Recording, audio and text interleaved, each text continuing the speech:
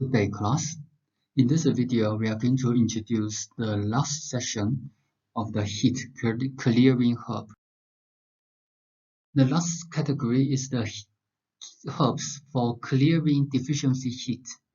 This group of herbs have the main function of clearing deficiency heat and commonly used for indeficiency with deficiency heat. Deficiency syndrome, especially for indeficiency, the patient will present with deficiency heat, and the deficiency heat can present as fever in the evening, relief during the day, or tidal fevers, as we have mentioned previously. The other very typical manifestations, the patient may present with the heat sensation or the feverish sensation in the palms or under the soles. So these are deficiency heat. The first one, Ching Hao. Ching Hao is actually where the admixture comes from. Ching Hao, fragrance and cold. It can be used to eliminate the deficiency heat. It is green even when it is dry. So most of the herbs, when they are dry, they become yellow. But Ching Hao, this herb, when they are dry, they're still green, as you can see from the image on the right side. The green color can enter the liver meridian, so it can eliminate the heat in the gallbladder and the liver. So it can be used for Shaoyang, the heat in the Shaoyang. The heat in the Shaoyang, the patient may feel alternate heat. It may feel heat and cold comes and goes. And this has been used for malaria for a very long time. 异骨皮, this is actually the roots, the skin, the roots of the skin. Sorry, the skin of the roots of the goji berry. So goji berry, everyone knows quite well. You can find even in the local supermarket. 地骨皮 is the plant of goji berry, the roots, the skin of the roots. It can go to the in level, can go to the blood level, so it can use for deficiency heat. And stop bleeding, used for bleeding due to heat. It is heavy and cold. It can move downwards, and also because this root can go quite deep under the ground, so it can also go to the deeper part of the body, which is the bones for deficiency heat. To relieve the deficiency heat. The kidney fire, deficiency heat, toothache due to kidney insufficiency.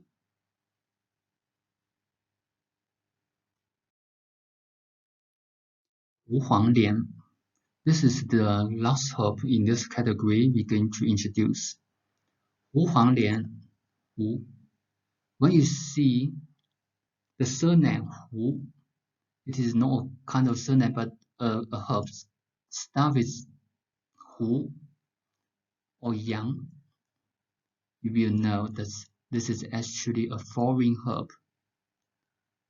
The foreign herb, I don't mean that it was introduced to Chinese herbal medicine recently, but it actually means initially it is imported from outside of China. Hu, because this Hu tells us that's a foreign herb in the past. Or Yang is also a foreign herb. Wufang lian eliminates the heat and dry dampness. The function is very similar to Huang lian, but this mainly used for damp heat in the low jiao, so it also can be used for similar to Huang lian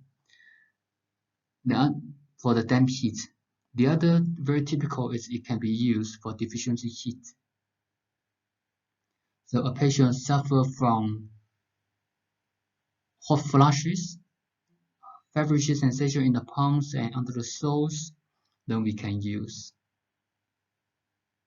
So this category of the herb, this category of the deficiency heat, many focus on deficiency. Many focus on clearing the deficiency heat.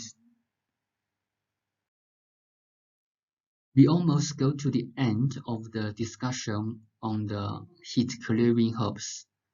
As you can see from the textbook, we didn't introduce all herbs in this category. We have only selected some of them. The reason for this is not because the other herbs are not important.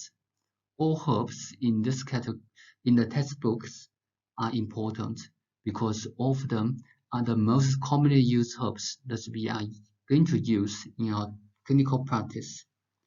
The reason why we didn't introduce all of them and we only have selected some of them is because in this study, the general introduction of the Chinese materia medica, the purpose of this study is not to show you or not to teach you how to use herbal medicine in your future practice, as our program is designed for acupuncture.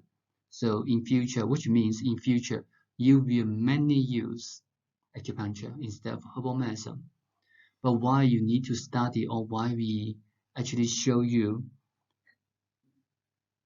explain to you the function, the property of the herbal medicine. First reason is as a practitioner, as an acupuncture practitioner, acupuncture is a modality of Chinese medicine. You ought to know the full picture of the Chinese medicine. What's more important is, through these explanations, these are a few videos, we aim to help you to form this kinds of thinking, how to analyze the substance from our daily life using the theory that we have studied, from the nature, from the color, from the properties of the individual substance or individual things. How do you know what are their functions, what their indications? And this way of thinking will benefit you in your future study in acupuncture. For example, when you study the acupoints, there's why acupoints have on the spleen meridian, and it has the function to tonify the indeficiency. When you see this function, you may want to ask yourself why this point has this function. That's something you can think about. So you need to try to form this way of thinking. It will benefit you in future for the acupuncture study and as well as the prescription. We are not going to introduce all the rest of the herbs. If you are interested in, you are more than welcome to study by yourself. Thank you for your attention.